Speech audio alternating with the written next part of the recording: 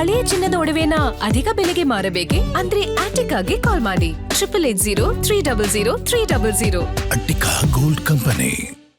ನೇಪಾಳ ರಾಷ್ಟ್ರದಲ್ಲಿ ಹೆಚ್ಚಾಗ್ತಾನೆ ಇದೆ ಆತಂಕ.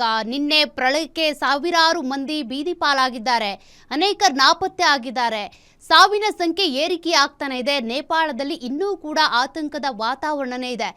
ಪ್ರಳಯಾಂತಿಕವಾಗಿ ಯಾವ ರೀತಿ ಈ ಪ್ರವಾಹ ನಡೀತಾ ಇದೆ ಅಂದರೆ ಯಾರೂ ಕಾಣಿಸ್ತಾ ಇಲ್ಲ, ಕೊಚ್ಕೊಂಡು ಹೋಗ್ತಿದ್ದಾರೆ, ಮಣ್ಣಲ್ಲಿ ಸಿಲುಕಾಕೊಳ್ತಾ ಇದ್ದಾರೆ. ನಿನ್ನೆಯಿಂದ ಕೂಡ ನಡೀತಿರುವ ಪ್ರಳಯಕ್ಕೆ ಜನ ಈಗ ಕಂಗಾಲ ಹೋಗಿದ್ದಾರೆ.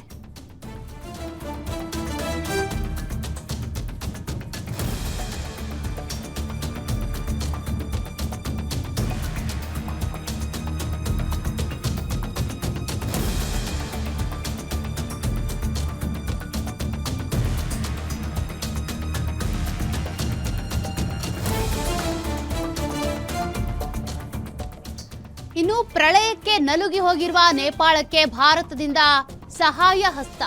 ಭಾರತದಿಂದ ಪ್ರವಾಹ ಪರಿಹಾರ ಮತ್ತು ತುರ್ತು ಮಾನವೀಯ ನೆರವನ್ನ ಕೊಡಲಾಗ್ತಾ ಇದೆ. ಈ ಸಮಯದಲ್ಲಿ ನೇಪಾಳಕ್ಕೆ ಎಷ್ಟೇ ನೆರವು ಕೊಟ್ಟರೂ ಕೂಡ ಸಾಲದು ಅಂತ ಪರಿಸ್ಥಿತಿ ಇದೆ. ವಾಯುಪಡೆಯ C-130J ವಿಮಾನಗಳ ಮೂಲಕ ಪರಿಹಾರ ಸಾಮಗ್ರಿಗಳನ್ನ ರವಾನೆ ಮಾಡ್ತಿದ್ದಾರೆ. ಮೊದಲ ಹಂತದಲ್ಲಿ 10 ಟನ್ ಮತ್ತು ಎರಡನೇ ಹಂತದಲ್ಲಿ 37.5 ಟನ್ ರವಾನೆ ಮಾಡಲಾಗುತ್ತೆ. ತಾತ್ಕಾಲಿಕ ಆಶ್ರಯ ತಾಣಗಳು, ಕಂಬಳಿಗಳು, ಮೆಡಿಕಲ್ ಕಿಟ್ ಇರಬಹುದು, ಔಷಧಿಗಳು ಮತ್ತೆ ಸೋಲಾರ್ ದೀಪ, ಆಹಾರ ಪದಾರ್ಥಗಳ ರವಾನೆ ಮಾಡುವಂತ ಕೆಲಸವನ್ನ ಭಾರತ ಸರ್ಕಾರ ಮಾಡ್ತಾ ಇದೆ. ಈ ಮೂಲಕ ನೇಪಾಳದಲ್ಲಿ ನಲುಗಿ ಹೋಗಿರುವ ಜನರ ಸಂಕಷ್ಟಕ್ಕೆ ನೆರವಾಗ್ತಾ ಇದೆ. ನೇಪಾಳದ ಪರಿಸ್ಥಿತಿಯನ್ನ ಗಮನಿಸ್ತಾ ಇದ್ದೀರಿ. ಇದು ಬರೀ ಫ್ಲಡ್ ಆಗಿದ್ರೆ ಅಷ್ಟೊಂದು ತೊಂದರೆ ಆಗ್ತಾ ಇರಲಿಲ್ಲ, ಆದರೆ ಮಣ್ಣು ಕೊಚ್ಕೊಂಡು ಹೋಗ್ತಾ ಇದೆಯಲ್ಲ, ಇದರಿಂದಾಗಿ ಸಾವಿನ ಸಂಖ್ಯೆ ಹೆಚ್ಚಾಗ್ತಾ ಇದೆ. ಕಾಪಾಡೋದಕ್ಕೆ, ರಕ್ಷಣಾ ಕಾರ್ಯಾಚರಣೆ ಮಾಡೋದಕ್ಕೂ ಕೂಡ ಅಡಚಣೆ ಉಂಟಾಗ್ತಾ ಇದೆ. ಕೋಸಿ ನದಿ ಇರ್ಬೋದು, ತ್ರಿಶೂಲ್ ನದಿ ಇವೆಲ್ಲವೂ ಕೂಡ ಉಕ್ಕಿ ಹರಿತಾ ಇದ್ದು, ಅದರಲ್ಲೂ ಇಲ್ಲಿ ಹಿಮ ಸ್ಫೋಟ ಆಗಿರೋದು, ಹಿಮಗಡ್ಡೆ ಹಿಮಪಾತ ಏನಿದೆ ಅದರಿಂದಾಗಿ ಆಗಿರುವಂಥ ಅನಾಹುತಗಳನ್ನ ನೀವು ಗಮನಿಸ್ತಾ ಇದ್ದೀರಿ.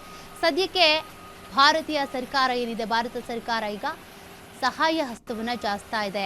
ನೇಪಾಳಕ್ಕೆ ಬೇಕಾಗಿರುವಂಥ ಅತ್ಯವಶ್ಯಕ ಸಾಮಗ್ರಿಗಳನ್ನು, ಆಹಾರ ಪದಾರ್ಥ ಇರ್ಬೋದು, ಈ ಮೆಡಿಕಲ್ ಕಿಟ್ಗಳಿರ್ಬೋದು, ಸೋಲಾರ್ ದೀಪ ಇವುಗಳನ್ನು ಪೂರೈಸುವಂಥ ಕೆಲಸವನ್ನು ಮಾಡ್ತಾ ಇದೆ.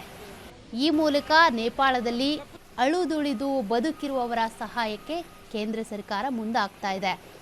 ಔಷಧಿಗಳು, ಸೋಲಾರ್ ದೀಪ, ಅಲ್ಲಿ ಯಾರು ಬದುಕಿದ್ದಾರೋ ಯಾರು ಸತ್ತಿದ್ದಾರೋ 1,000 ಜನ ಅಂತ ಹೇಳ್ತಿದ್ದಾರೆ. ಬಟ್ ಅಲ್ಲಿ ದೃಶ್ಯಗಳನ್ನು ನೋಡ್ತಾ ಇದ್ರೆ ಸಾವಿನ ಸಂಖ್ಯೆ ಏರಿಕೆ ಆಗಿದೆ ಅಂತಲೇ ಕಾಣಿಸ್ತಾ ಇದೆ.